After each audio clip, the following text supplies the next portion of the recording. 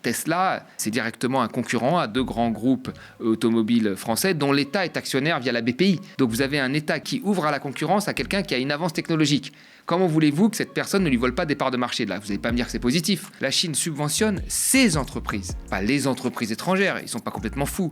Or, nous subventionnons les entreprises aussi étrangères, lui-même le dit. Un pays pauvre, quand il n'a rien, la première chose qui se dit, c'est comment je peux être attractif. Donc on va continuer à aller plus loin, c'est qu'on ait tous la fiscalité de l'Irlande, paradis fiscal, et puis qu'on ait tous le modèle social de la Lettonie avec 44% de retraités pauvres. Bonjour tout le monde, je suis ravie de vous retrouver pour un nouvel épisode de l'Instant Porcher. Aux médias, on a un message très important à vous dire. Nous avons besoin de 10 000 donateurs mensuels avant le 30 juillet. Notre survie en dépend et on a déjà dépassé le palier des 2 000. Merci beaucoup. À partir de quelques euros par mois et défiscalisable, permettez au premier média TV indé de France d'exister. Rendez-vous sur capsurdicap.lemediatv.fr. Notre survie ne dépend que de vous. Bonjour Thomas. Salut Lisa. Avec toi aujourd'hui au programme, Emmanuel Macron, tout content au château de Versailles pour réindustrialiser la France et attirer les investisseurs étrangers. La France est-elle sauvée? On va voir tout ça, c'est parti. Emmanuel Macron a mené son 9e salon Choose France la semaine dernière et annonce un grand succès pour l'activité et l'emploi français. On est même allé échanger avec le ministre de l'économie, Roland Lescure. On vous raconte tout ça.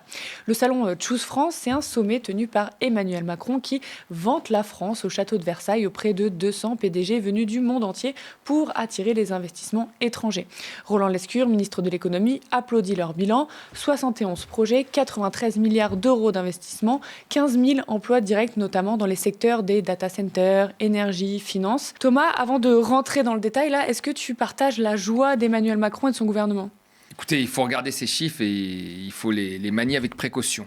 La première des choses, c'est des montants globaux. Il faudra s'assurer, année après année, que les montants avancés sont respectés.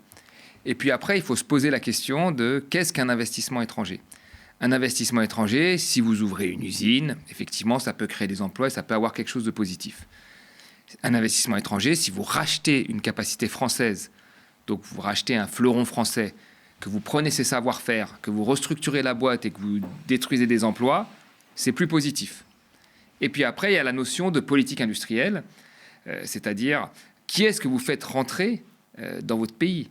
Quel loup vous faites rentrer dans la bergerie et quel impact ça va avoir sur les producteurs français. Donc quand on regarde tout ça, on se rend compte qu'un pays riche ne peut pas être qu'un pays qui est attractif et attire des investissements étrangers. Normalement, c'est le rôle plutôt des pays qui sont en train d'émerger, pas des pays riches. Bon, de toute façon, on va voir ça dans le détail dans cette émission, mais là, quand on les entend, on se dit bon, tout va bien, etc. Est-ce que tu partages ce constat de la France va bien là? Ah non, là.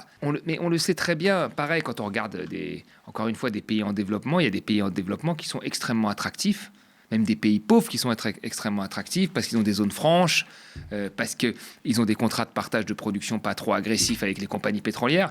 Donc, ils font le bonheur des compagnies sans faire le bonheur de la population. La réalité qu'il faut poser derrière ces montants, c'est déjà, est-ce qu'ils vont être effectués et exécutés? Et la deuxième chose, c'est quel impact ça va avoir sur la population? Quel emploi ça va créer? Et est-ce qu'il va y avoir un impact positif sur ce que nous voulons collectivement, si nous savons ce que nous voulons collectivement? Là, on nous parle de 15 000 emplois directs. Alors souvent, c'est x2, x3 indirects, mais à voir si ça tient dans la durée, comment, enfin, ce que tu viens de dire. Parce que le ministre de l'économie a notamment vanté des projets de partenariat entre des investisseurs étrangers et des groupes français. Il sentait quand même la petite musique venir. À titre d'exemple, par exemple, le japonais SoftBank, l'un des plus grands investisseurs dans la tech du monde, va investir 75 milliards d'euros en France dans les infrastructures liées à l'intelligence artificielle. Mais on le sait, entre ces annonces, il y a une réalité. Les investisseurs étrangers peuvent bénéficier de beaucoup de subventions publiques, d'aides publiques, etc., puis repartir. C'est le fameux débat des aides aux entreprises. Est-ce qu'elles sont conditionnées ou non? Et on a posé la question à Roland Lescure. Il y a eu un gros débat l'année dernière, notamment sur les aides publiques aux entreprises. Est-ce qu'il va y avoir un travail de transparence par rapport à ce sujet? Et surtout, est-ce que ces investissements étrangers, s'il y a des aides ou du soutien de l'État français, comme vous parliez avec des partenariats par exemple, est-ce que ce sera conditionné au fait de rester, de garantir des emplois et de ne pas repartir avec le savoir-faire ou de délocaliser derrière? Le crédit impôt recherche, si vous ne faites pas de recherche, vous n'avez pas de crédit d'impôt. Les subventions à la décarbonation, si vous ne faites pas de la décarbonation, vous n'avez pas de crédit d'impôt. Il y a un certain nombre d'aides directes, notamment les allègements de charges qui font l'objet de débats. Mais j'allais dire, si vous ne recrutez pas, vous n'avez pas d'allègement de charges non plus. Concernant les investissements étrangers, évidemment, il y a un certain nombre de conditionnalités très claires. D'abord, à ce que l'investissement ait lieu, c'est la moindre des choses. Donc les déboursements se font toujours au fur et à mesure que les investissements sont faits et effectués. Gardons quand même en tête tous que la France est sans doute le pays qui aide le plus les entreprises au monde. La France est clairement le pays qui taxe le plus les entreprises au monde aussi. Pour finir, je voudrais quand même vous engager à lire une étude de l'OCDE qui est sortie, je pense, hier ou avant-hier, qui montre l'étendue absolument exceptionnelle des subventions de l'État chinois à l'industrie chinoise ces dernières années. Donc, n'oublions pas quand même que dans la concurrence internationale aujourd'hui, on doit à la fois mieux protéger notre marché, notamment en intégrant ce genre de subventions, mais aussi bien protéger nos entreprises et continuer à les appuyer dans leur développement, c'est essentiel. Thomas, est-ce que la réponse du ministre te satisfait là ? Il y avait des choses intéressantes dans sa réponse, mais après, il passe à côté du vrai sujet. Le vrai sujet, c'est pourquoi cette entreprise investit autant et s'installe chez nous. C'est parce qu'il n'y a pas de concurrents européens. Donc là-dessus, encore une fois, nous avons constaté que nous avions finalement un certain retard sur l'IA, et plutôt que de se protéger et mettre en place cette filière, parce que nous avons quand même, il y a Mistral, je suis persuadé qu'il y a des entreprises qui pourraient faire des rendements d'échelle sur ce secteur-là, et ben nous disons, comme nous n'avons pas ça, ouvrons ça aux concurrents étrangers. Et la seule chose que nous donnons comme garantie aux concurrents étrangers, c'est de leur dire, venez chez nous, il y a une électricité abondante grâce au nucléaire. C'est notre avantage comparatif. C'est un peu particulier. Alors que normalement, on devrait structurer la filière. Surtout là, on est au début de cette histoire-là. Donc on devrait structurer la filière, faire en sorte d'avoir aussi notre propre champion, d'avoir un concurrent aux Américains, etc. Je veux dire, si nous avions un choix industriel à faire, normalement, c'est le choix d'Emmanuel Macron, parce qu'en plus, c'est un fan de la Startup Nation. Donc ça devrait être un choix prioritaire, l'IA, pour lui. Et il n'arrive même pas à faire ça. Donc il est légué à la place de finalement dire aux gens, écoutez, venez chez nous, il y a des subventions, c'est ce que dit Renaud Lescure, les impôts ont baissé quand même, même s'ils sont encore élevés selon lui, mais ils ont quand même fortement baissé, c'est la politique de l'offre mise en place. Et en fait, on est réduit à faire ça. Et la comparaison avec la Chine, elle est intéressante, mais elle est fausse, parce que la Chine subventionne ses entreprises, pas les entreprises étrangères, ils ne sont pas complètement fous.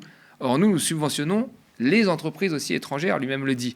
Donc ça, c'est très problématique. C'est pas pareil de subventionner son champion à soi ou son entreprise publique, ce qui est normal, que de financer un étranger qui s'installe pour qu'il ait ensuite une position dominante et que nous soyons dépendants technologiquement de lui. Et puis c'est arrivé dans d'autres secteurs qui sont autres que la technologie, où on a vu des gens partir, des suppressions d'emplois et des liens de dépendance où les grands groupes ont vraiment mis la main et puis toutes les PME se sont fait fermer une à une. Donc, bien sûr. Et encore une fois, sur un sujet comme le digital qui devrait intéresser notre président, puisque c'était le président de la Startup Nation. Sur le digital, il a constaté plein de choses. Et je veux dire, Emmanuel Macron, il est très bon dans les constats, mais après, il faut agir. Il a constaté qu'on était une colonie numérique. Il a raison. On a été une colonie numérique, on n'a pas réussi à créer des géants du digital. Il a raison aussi. Et là, on est en train de faire la même erreur. Je veux dire, aujourd'hui, si Elon Musk peut manipuler quasiment tout le monde avec son algorithme, ou TikTok également avec son algorithme, c'est parce que nous n'avons pas, encore une fois, de substituts, donc de concurrents européens qui soient capables de les remplacer. Et c'est ce qu'il faudrait faire aujourd'hui pour l'IA. Et c'est pas en ouvrant la porte à tout le monde qu'on va permettre ça. À la fin, il ne restera que des Américains ou des Chinois. Puis donc là, ce sommet de Choose France, il parle de plusieurs secteurs, pas du tout que l'IA. Et quand on regarde le taux d'ouverture-fermeture des usines, notamment en 2025, ça reflète pas trop l'euphorie qu'on voit après ce sommet. Par exemple, pour l'année 2025, alors l'État met en avant un solde net d'ouverture et d'extension de plus 19. En fait, il y a eu 158 extensions, 103 ouvertures, 180 fermetures et 82 réductions. Donc en fait, il y a plus de fermetures que d'ouvertures, mais vu qu'il y a des extensions d'usines, et en fait, ça met le solde... Oui, c'est pas pareil. Donc ça reflète pas toute l'euphorie qu'on voit là. Oui, tout à fait. Et puis il y a d'autres chiffres qu'on peut croiser. Il y a les chiffres très bons de Trendéo qui montrent effectivement qu'il y a eu une reprise. En fait, Macron a quand même bénéficié d'un effet d'aubaine, c'est-à-dire il a bénéficié d'une reprise d'activité. C'est-à-dire qu'il y avait la crise 2008 avec une très forte chute de l'activité, avec 1,5 million de chômeurs entre 2008 et 2015 en plus en France, pratiquement 3 millions en Espagne. Et puis ça revenait, on revenait à notre niveau de richesse, ça recommençait, l'économie repartait. Et Macron a bénéficié de cet effet conjoncturel qui n'a pas concerné que la France, qui a concerné toute la zone euro. Et donc, nous avons effectivement eu un moment où il y a eu un solde net, mais pas un truc de dingue, un solde net de création d'entreprises par rapport aux destructions. Mais en 2024, à partir de 2024, on retourne dans un solde négatif, c'est-à-dire qu'il y a plus de destruction d'usines que d'ouverture d'usines dans notre pays. Jean-Noël Barrot, lui, il vante un succès qui bénéficiera à tous les Français, que les investissements bénéficieront aux Français, notamment aux territoires éloignés qui ont subi la désindustrialisation. Je le cite. Il met en avant, par exemple, le fait que 2/3 des investissements étrangers bénéficient aux petits territoires. Et il a lancé un petit pic en disant « Ne déplaise aux politiques qui sont contre les investissements étrangers, un emploi sur 10 est le fait d'une entreprise étrangère ». Qu'est-ce que tu penses de sa vision ? Je pense qu'elle est un peu trop simpliste à mon goût. Il ne s'agit pas de dire que nous n'avons pas besoin d'investissements étrangers. Il s'agit d'organiser des investissements étrangers en fonction de nos besoins, tout en préservant notre tissu industriel. Et ce n'est pas ce qui est fait là. On l'a souvent dit ici, mais cet exemple très parlant, on va le reprendre encore une fois, parce que quand vous avez Monsieur Sapin qui entre dans une Tesla et qui dit on va faire venir les Tesla en France il y a quelques années de ça, Tesla, c'est directement un concurrent à 2 grands groupes automobiles français dont l'État est actionnaire via la BPI. Donc vous avez un État qui est actionnaire via la BPI qui ouvre à la concurrence à quelqu'un qui a une avance technologique. Comment voulez-vous que cette personne ne lui vole pas des parts de marché de là ? Vous n'allez pas me dire que c'est positif. Donc on va dire, grâce à Tesla, ça crée quelques emplois, mais ça en détruit combien ? Il ne faut pas regarder que les créations, il faut regarder aussi les destructions, l'impact que ces investissements vont avoir sur d'autres secteurs. Donc en fait, tout ça est très sympathique, mais ça manque en fait d'un pilotage. Un pilotage, c'est où est-ce qu'on veut aller ? Où est-ce qu'on veut être le leader ? Alors, si c'est sur l'IA, ce n'est pas la bonne solution. Si c'est les renouvelables, il faut à un moment choisir où est-ce qu'on veut le leader. Là, on n'a pas l'air, on saupoudre un peu partout dans le plan de relance, mais on ne choisit pas. Et puis après, de quel investissement nous avons besoin et dans quelle industrie nous voulons être souverains. Et ça, aujourd'hui, personne ne peut donner une réponse. C'est quand même hallucinant. Personne ne peut donner une réponse. Vous regardez ce que font les Chinois, ils peuvent vous donner une réponse. Même vous regardez les Américains, sur certains points, on peut être d'accord ou pas, ils peuvent vous donner une réponse. Ils voulaient être plus ou moins indépendants sur l'énergie, ils ont donné une réponse. Nous, peut-être à part le nucléaire, et encore, après des réflexions, on n'a aucune réponse à donner. Il y a un autre élément intéressant, Thomas, dans ce qui a été dit au compte-rendu des conseils des ministres, là, il y a quelques jours où on était. Le ministre de l'économie a salué un succès qui n'est pas un hasard, mais le fruit d'un travail depuis 8 ans. Le gouvernement met en avant nos avantages compétitifs. Alors, comment on serait compétitif ? Il y a eu un travail depuis des années pour améliorer le marché du travail et la fiscalité. Aujourd'hui, on n'en parle plus. Donc, en fait, Emmanuel Macron se serait fait féliciter par les PDG pour avoir baissé les impôts et, disons-le, détruit le code du travail. Mais ce n'est pas tout. Le sommet aurait permis d'identifier les attentes pour être encore plus attractif de la part des investisseurs, une exigence de simplification et d'unification du marché intérieur pour donner aux entreprises des marges. On va décrypter. De l'investissement public, comme le font la Chine ou les US, avec un accord qui a été trouvé pour avancer vers une union des marchés de capitaux ou une union dans l'épargne et l'investissement, et qu'il y aura un plaidoyer français pour que le futur budget européen permette d'investir dans des secteurs d'avenir comme la tech ou le quantique. Ils ont beaucoup parlé de quantique. Mais attention, il faut quand même protéger les secteurs qui ont une concurrence déloyale ou internationale, par exemple l'acier. Voilà. Ce genre de choses. Et donc Roland Lescure était tout content et il a dit il faut continuer dans les secteurs d'avenir et lui aussi, mais l'entourage du président met en avant ce fameux marché des capitaux pour une France et une Europe forte. Thomas, qu'est-ce que tu penses là d'un peu ces projets d'avenir où c'est un peu les PDG qui donnent l'orientation au gouvernement ? Non, alors déjà attendons de voir, on n'y est pas, parce que là on dit toujours oui, il faudrait ci en Europe, il faudrait ça, il manque de ci. Mais là on voit qu'ils se félicitent de la baisse de la fiscalité. Et de la destruction du code du travail, que ça a fonctionné. Est-ce que ça a marché ? Alors, mais pour les entreprises, oui. Voilà. Pour les grandes entreprises surtout. C'est ça. Pour les grandes entreprises, ça a très bien fonctionné. C'est-à-dire que les grandes entreprises ont gagné plus d'argent, elles peuvent aujourd'hui se séparer plus facilement d'un salarié quand il y a un problème. Et je veux dire, même quand il n'y a pas de problème, elles savent combien elles vont payer au prud'homme, puisque aujourd'hui, les indemnités prud'homales, elles sont encadrées. Alors qu'avant, on ne savait pas. Donc même si j'ai envie de te virer, je peux te virer, je sais combien je vais payer au prud'homme. Donc elles sont contentes. Mais après, est-ce qu'il y a eu un impact macroéconomique ? Non, il n'y a pas eu d'impact macroéconomique, on le sait très bien. La croissance n'a pas été au rendez-vous, les rentrées fiscales n'ont pas été au rendez-vous. Le chômage a baissé de manière cosmétique, on l'a expliqué plusieurs fois. En réalité, là, je pense que, en tenant ce discours, Emmanuel Macron, il veut s'auto-persuader qu'il a sauvé quelque chose quand même. Parce que le chômage repart à la hausse, les usines, le solde devient négatif, la politique budgétaire est catastrophique selon lui, parce que c'était quand même quelqu'un qui était assez dans le discours dominant. Donc, qu'est-ce qui peut sauver finalement ? Il n'aura pas le chômage, il n'aura pas la croissance, les déficits, ça va être compliqué. Donc, il faut bien qu'il sauve quelque chose. Et là, il essaie de sauver son attractivité. Bon, très bien, hein, mais vous savez, là, il faut vraiment le répéter. Hein, un pays pauvre, quand il n'a rien, la première chose qu'il se dit, c'est comment je peux être attractif. Et il fait exactement la même chose. Il fait un code du travail adapté, il fait une fiscalité adaptée pour faire venir les investisseurs. Et il leur garantit une stabilité. Un pays riche, c'est autre chose. Je veux dire, on n'aurait pas eu nos constructeurs automobiles si on ne s'était pas protégé à un moment. On a demandé aux pays émergents de s'ouvrir pour leur vendre nos voitures. Mais s'ils s'étaient fermés, ils auraient construit probablement leur propre voiture. Donc la Chine, aujourd'hui, joue du protectionnisme. Les États-Unis jouent du protectionnisme. Nous, on ne peut pas être une terre uniquement d'accueil comme ça et être dépendant à la fin des technologies. Ça, c'est pas possible. Puis c'est pas fini parce qu'on nous parle d'une exigence de simplification et d'unification du marché intérieur, ce fameux marché de capitaux. Qu'est-ce que tu en penses de ces pistes-là ? On va toujours dans la même direction. C'est-à-dire que, de toute façon, le propre, on l'avait dit la semaine dernière, le propre de ces partis-là, c'est de faire comme si les réformes précédentes n'avaient pas existé pour ne pas, justement, en tirer les conséquences. Le choc de l'offre qu'on a eu en 2017, que tout le monde a déjà, la plupart des gens ont oublié en disant Macron n'a rien fait. Macron a fait énormément de choses. Il a fait plus de choses que Sarkozy, hein, très largement. Le choc d'offre que nous avons eu n'a pas entraîné les effets escomptés.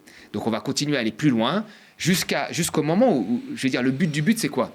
C'est qu'on ait tous la fiscalité de l'Irlande, donc un paradis fiscal, et puis qu'on ait tous le modèle social de la Lettonie avec 44% de retraités pauvres. Et là, on aurait été au bout du bout. Je ne suis pas sûr que ça profitera à la population. Et cette politique-là de l'offre, à part surenrichir les grandes entreprises, il y a des vrais impacts pour les Français. Il y a des vrais impacts sur les Français, parce que quand vous baissez la fiscalité, ça va profiter à certains acteurs qui sont souvent très mobiles, donc qui peuvent et profiter de cet endroit-là, et puis après aller construire ailleurs, et on l'a bien vu, hein, vous baissez les rentrées fiscales, et quand vous baissez les rentrées fiscales, vous devez faire des coupes sur les services publics, ou sur le modèle social, ou sur l'assurance maladie. Donc on voit très bien que, en réalité, le pari de départ, on baisse la fiscalité, ça relance l'investissement, ça crée des emplois, et finalement ça crée des recettes fiscales, n'a pas fonctionné. Mais oui, ça fait 10 ans qu'on nous dit si on baisse les impôts des entreprises, ça va relancer l'activité et faire plein d'emplois. On voit que c'est l'inverse. Ça fait 10 ans qu'on nous le dit, ça a été appliqué depuis, on va dire 30 ans dans d'autres pays, et on a vu le résultat. C'est-à-dire que les entreprises ont bien sûr surperformé, elles ont surtout surperformé en bourse, hein, parce qu'elles ont aussi délocalisé, beaucoup, mais elles ont surperformé en bourse, et vous avez de l'autre côté la majorité de la population qui n'a pas vu ses revenus augmenter au même niveau que ceux qui ont surperformé, donc une très petite minorité de gens dirigeants ou très hauts dirigeants. Donc non, c'est une politique qui est très fortement inégalitaire, il faut le dire. Et je ne comprends pas pourquoi, à chaque fois qu'on l'applique, on se dit « Ah ben non, il faudrait aller plus loin ». On a déjà été loin là. Il faudrait aujourd'hui plutôt faire le bilan de cette politique. Oui, c'est ça. Qu'est-ce qu'il faudrait, si tu étais ministre de l'économie, quel plan tu mettrais en place pour réindustrialiser justement ? Mais déjà, il faudrait un plan. C'est-à-dire que déjà, mettre un plan en place, c'est difficile. Alors pourquoi ? Moi, je pense que pendant des années, ces gens-là ont appris l'économie, ont grandi dans un monde où la mondialisation, c'était génial, et ils ont le point de vue quand même du patronat, de leur classe. Alors que depuis le Covid, on sait qu'il faudrait entamer quand même un changement. Il faudrait une forme de souveraineté, et d'ailleurs, c'est la souveraineté qui nous permettra d'être moins dépendants des aléas de la géopolitique au niveau mondial. Donc, identifier déjà des secteurs. Alors, ça dépend après de votre tendance. Monsieur Macron, c'était Startup Nation, il aurait dû, l'IA, etc., il aurait dû identifier, faire en sorte que Mistral, il ait des contrats avec des entreprises, de protéger Mistral d'un concurrent étranger, il aurait pu faire ça. Si d'autres, c'est les énergies renouvelables, qu'ils y aillent à fond, ils créent une filière. Si d'autres, c'est le médicament, qu'ils y aillent à fond, on rapatrie des filières de production de médicaments que l'on juge importants, on investit dans la recherche, ainsi de suite. Il faut d'abord avoir un plan. Et aujourd'hui, moi, l'esquisse d'un plan, c'était le rôle du commissariat au plan, hein, normalement, il n'y en a pas. Il n'y en a pas, et c'est ça qui manque. C'est d'abord d'identifier un plan, de le présenter aux Français. Si la personne se fait élire, il applique ce plan-là. Et dans ce cas-là, il retire de la mondialisation un certain nombre de secteurs qu'il juge importants. Et donc, ça veut dire qu'on protège ce secteur-là de l'étranger. On accepte des coûts du travail plus élevés, c'est tant mieux. Hein. Et on accepte des normes environnementales qui sont à un autre niveau, et c'est très bien. En protégeant ça de la compétition mondiale, il n'y a pas de souci. Et on fait de la commande publique pour faire vivre ces industries-là.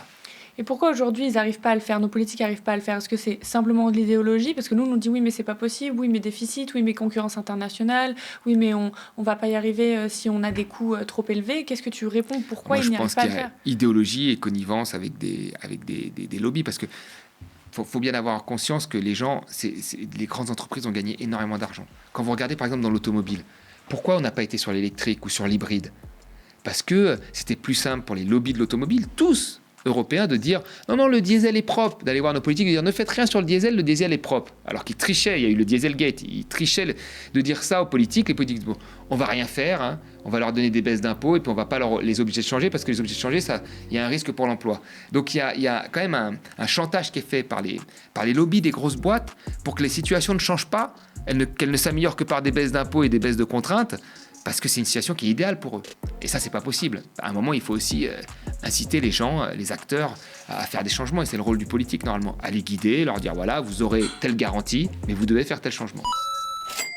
Et merci à vous, chez vous, d'avoir suivi cette émission. Le média, je le rappelle, a besoin de vous. Nous devons réunir 10 000 donateurs mensuels avant le 30 juillet pour assurer la survie du média à un an 2027. Garantir un média audiovisuel indépendant qui produit un véritable contre-discours est vital pour la démocratie. Alors faites partie des 10 000, sauvez le média à partir de quelques euros par mois et défiscalisable. Rendez-vous sur capsurdika.lemediatv.fr. Spectateurs, abonnés, donatrices et sociaux, je vous dis à la semaine prochaine.